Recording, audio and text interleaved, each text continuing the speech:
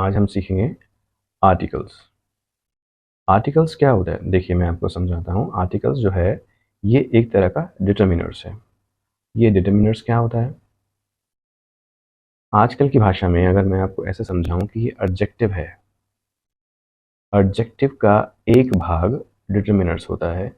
Adjective या कोई भी व्यक्ति विशेष रूप में के बारे में बताए, किसी की विशेषता बताए, तो उसको हम एडजेक्टिव कहते हैं। उस एडजेक्टिव में से एक पार्ट होता है डिटर्मिनर्स का, जो हमेशा नाउन के पहले आता है।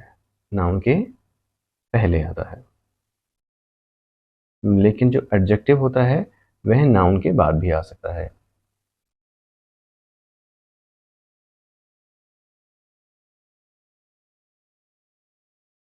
तो इट मीन्स ये डिटर्मिनर्स के कुछ पार्ट होते हैं, जैसे a, an, the, few, much, small, any, etcetera. अब इन डिटर्मिनर्स में से सिर्फ हमने यह तीन पार्ट लिए हैं। अब इन तीन पार्ट को बोला गया है आर्टिकल्स। ये तीन हमने वर्ड्स लिए हैं, ए एंड द, इनको बोला गया है आर्टिकल्स। अब ये जो आर्टिकल्स है ये दो टाइप के हो जाएंगे, एक हो जाएगा डेफिनेट और एक हो जाएगा इनडेफिनेट। ए, एन, द का यूज। आर्टिकल क्या होता है? आर्टिकल यह है, देखिए अगर आप इस चीज को समझें, आर्टिकल्स का मतलब सामान, हमारा कोई सामान। अगर कोई सामान या कोई चीज, वस्तु कोई होती है तो वह विशेष या सामान्य होती है। अगर कोई चीज विशेष है तो उसके लिए हम अलग शब्द का यूज करते हैं, और कोई सामान्य है तो उसके लिए अलग शब्द का यूज करते हैं। तो इसी तरह से आर्टिकल्स जो हैं हमने दो पार्ट में डिवाइड किया गया है, जिसको हम बोलते हैं एक डेफिनेट आर्टिकल और एक होता है इनडेफिनेट आर्टिकल। अब ये जो डेफिनेट आर्टिकल है, ये डेफिनेट आर्टिकल और ये इनडेफिनेट आर्टिकल, डेफिनेट का मतलब जो चेंज ना हो, अनचेंजेबल, अनचेंजेबल। और जो इनडेफिनेट है जो अनंत है, जिसका कोई अंत नहीं है, मीन्स चेंजेबल, जो चेंज हो सकता है। अब चेंज क्या हो सकता है? क्या ऐसी चीज़ है जो चेंज हो सकती है और जो चेंज नहीं हो सकती? कोई भी एक ऐसी चीज़ जो यूनिक हो, अलग हो, डिफरेंट, वो बदल नहीं सकती, यानी वो एक ही रहती है। और जो आपको चीज़ें कॉमन नज़र आती हैं, क्योंकि यहाँ पे क्या है, यूनिक, अलग, डिफरेंट, एक पर्टिकुलर चीज़ें, यहाँ पे चीज़ें कॉमन, वो आपको इंडेफिनेट आर्टिकल में देखने को मिलेंगे। अब ये डेफिनेट आर्टिकल जो है ये आता है द, डेफिनेट आर्टिकल आता है एंड डेफिनेट आर्टिकल होता है द, और इनडेफिनेट आर्टिकल होता है ए और एन। इन दोनों का मतलब एक ही होता है, एक, इनका मतलब भी एक ही होता है, मीन्स वन। जैसे मैंने आपको बताया, इसका मतलब होता है वन, डेफिनेट का और इनडेफिनेट का भी होता है वन। तो इनमें फ़र्क क्या है, क्या डिफरेंस है? डिफरेंस ये है कि जब भी हम कोई भी यूनिक चीज़ की बात करेंगे तो हम उस यूनिक चीज़ के आगे द का यूज़ करेंगे। एग्जाम्पल, द गेंजेस रिवर, दी ताज महल,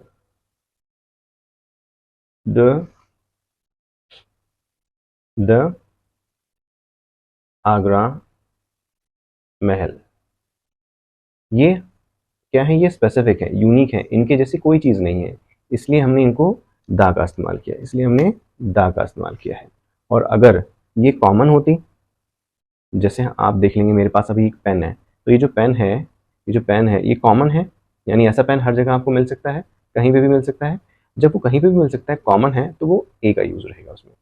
तो एक पेन है, ये भी एक ही, द गेंजेस रिवर, ये एक ही है, द ताजमहल ये एक ही है, द आगरा महल। लेकिन यहाँ पे उसको स्पेसिफिक और पर्टिकुलर बताने के लिए हमने द का यूज़ किया है, और कॉमन चीज़ को बताने के लिए हमने ए का यूज़ किया है। अब जैसे मेरे पास ये पेपर है, ये पेपर भी अ पीस ऑफ पेपर होगा, a piece of paper, paper नहीं अ पीस, यानी ऐसे पीस के पेपर्स बहुत सारे होते हैं, तो इसलिए हम इनको अ पीस ऑफ पेपर कह देते हैं, क्योंकि ये कॉमन है। मेरे पास बोर्ड है, अ बोर्ड, मेरे पास एक पेंसिल है, अ पेंसिल। इट मीन्स जो कॉमन होगा वहाँ पे ए का यूज़ होगा। अच्छा, अब ये चीज़ें तो क्लियर हुई। लेकिन एक चीज़ और रहेगी हमारी, एन। क्या है वो? एन। अब जो एन है, एन का मतलब भी एक ही होता है, लेकिन एन का यूज़ जो होता है वो थोड़ा सा डिफरेंट होता है। वो डिफरेंट क्यों होता है? क्योंकि एन का यूज़ जो हम करते हैं वॉवल्स के आगे। कोई भी वर्ड जो वॉवल से बनता है, एग्जाम्पल पे एप्पल, ऑरेंज, अम्ब्रेला, ये जो बनता है ये क्या होता है? देखिए, ए जो बना ये एक वॉवल से स्टार्ट होता है, और वॉवल क्या होती हैं हमारी? मात्राएं। क्या होती है हमारी? मात्राएं। मात्राएं इंग्लिश में होती हैं ए, ई, आई, ओ और यू। हमारी 5 मात्राएं होती हैं। 5 मात्राएं होती हैं। मैंने भी आपको बताया हमारी 5 मात्राएं होती हैं। अब ये 5 मात्राएं जो हैं ए, ई, आई, ओ और यू है। ए, ई, आई और यू है। अगर इनसे कोई भी वर्ड स्टार्ट होता है, जैसे मैंने एग्जांपल लिया था एप्पल का, तो एप्पल स्टार्ट हो रहा है ए से, तो वहां पे आ जाएगा एन एप्पल। दूसरा वर्ड मैंने लिया था ऑरेंज, जो ऑरेंज है वो भी ओ से स्टार्ट हो रहा है, तो यहाँ पे आ जाएगा एन ऑरेंज। और तीसरा एग्जांपल लिया था मैंने अम्ब्रेला का, तो ये देखिए अम्ब्रेला जो है वो यू है, यहाँ पर यू से स्टार्ट हो रहा है, तो हो जाएगा एन अम्ब्रेला। ये चीज़ क्लियर है आपको? तो जो भी वॉवल से वर्ड स्टार्ट होगा वो एन पे आएगा। अब हम देख लेते हैं एक्सेप्शंस। एक्सेप्शंस क्या हैं हमारे? पहला एक्सेप्शंस हम देख लेते हैं दा का। दा का क्या एक्सेप्शंस है? एक्सेप्शंस का मतलब कि भाई ये कहाँ पे यूज़ नहीं होता रूल के हिसाब से, जैसे द, यूके। अब आपको पता है किसी भी कंट्री के आगे दा का इस्तेमाल नहीं होता है, लेकिन यूके, यूएसए के आगे होता है। क्यों होता है? क्योंकि ये यूके जो है वो कुछ कंट्री से मिलके बना है, कुछ कंट्री से मिलके बना। इसी हिसाब से सेम यूएसए भी कुछ कंट्री से मिलके बना है, तभी उसको हम बोलते हैं द यूनाइटेड किंगडम और the United states of America.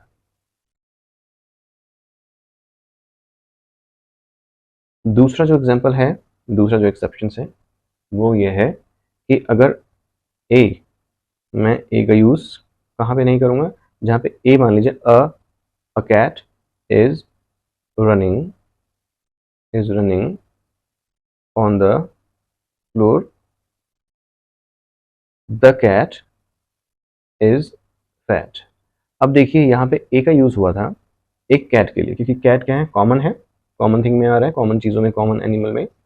लेकिन अगले ही सेंटेंस में ये दा का यूज़ हो गया। क्यों? क्योंकि जो दा है वो स्पेसिफिक चीज़ के लिए, लेकिन कैट तो नहीं है स्पेसिफिक। उसका रीज़न ये है क्योंकि अगले सेंटेंस में हम इसी कैट की बात कर रहे हैं। किस कैट की बात कर रहे हैं? सिर्फ इस कैट की बात कर रहे हैं। तो अगर हम उसी कैट की बात करेंगे अगले सेंटेंस में, तो हम वहाँ पे दा का यूज़ करेंगे। ये चीज़ क्लियर है आपको? अब आता है हमारा एक्सेप्शन अगला, एन का। एन का एक्सेप्शन है, देखिए अभी मैंने आपको एग्जाम्पल दिया है एप्पल का, एन एप्पल। लेकिन अगर मैं आपसे यूँ बोलूँ कि यूनिवर्सिटी है, यूनिवर्सिटी क्या है? क्या आएगा? आप बोलेंगे एन आएगा। नहीं, ये गलत हो जाएगा। एन इस वजह से नहीं आएगा क्योंकि आप सोचिए, यू वर्ड लिखा है और यू से ही आप प्रोनाउंस कर रहे हैं इसको, यू से ही उच्चारण कर रहे हैं इसका, यूनिवर्सिटी, यूनियन। लेकिन मैंने एग्जांपल आपको दिया था अम्ब्रेला का, मैं क्या इसको उम्ब्रेला बोलता हूँ? क्या मैं इसको उम्ब्रेला बोलता हूँ? नहीं, इसको मैं बोलता हूँ अम्ब्रेला, अम्ब्रेला। अगर कोई वर्ड यू से लिखा जा रहा है और यू ही बोला जा रहा है, तो वहाँ पर हम ए का यूज़ करेंगे। क्या यूज़ करेंगे? ए का यूज़ करेंगे। यहाँ पे अम्ब्रेला है तो इसलिए हम एन का यूज़ करेंगे। तो बहुत, अभी मैंने आपको बताया कि जो अम्ब्रेला है उसके आगे एन का यूज़ होगा, ना कि ए का। ओके।